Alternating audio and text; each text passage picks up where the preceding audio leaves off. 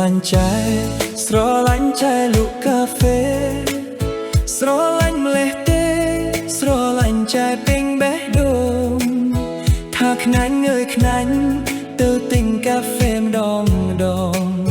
លួចមើលនួលអងយកលេះថាទិញកាហ្វេសំដីពីរោះបបោមាត់ក្រហមទុំតែបេះដូងខ្ញុំកាត់ចិត្តស្រឡាញ់មាសមេកាហ្វេផ្អែមឆ្ងាញ់តែឆ្ងាញ់ចាញ់ញាក់លក់ទេសូមផ្ញើក្តីស្នេហ៍នឹងចែលក់កាហ្វេហើយ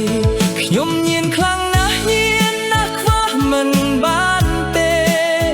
ញៀនទាំងកាហ្វេញៀនទាំងស្នេហ៍អ្នកលក់ហើយដឹងខ្លួនដែរអីមានអ្នកស្រឡាញ់ត្រានត្រៃ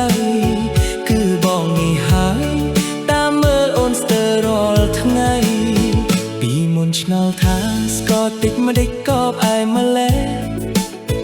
តាមពិតស្ករនេះកើតចេញពីសម្រស់ថ្លៃអ្នកលក់កាហ្វេបងសូមចង់ជួបនិស្ស័យស្ម័គ្រខ្លួនធ្វើផ្ទៃអ្នកលក់កាហ្វេ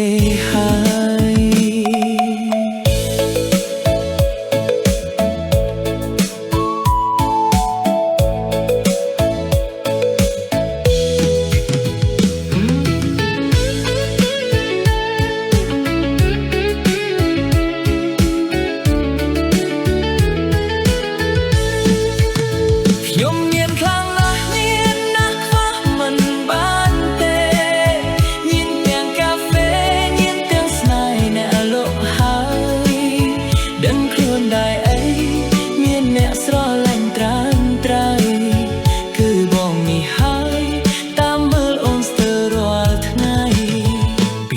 ឆ្ងល់ថាស្ករតិចម្ដេចក៏ផ្អែមម្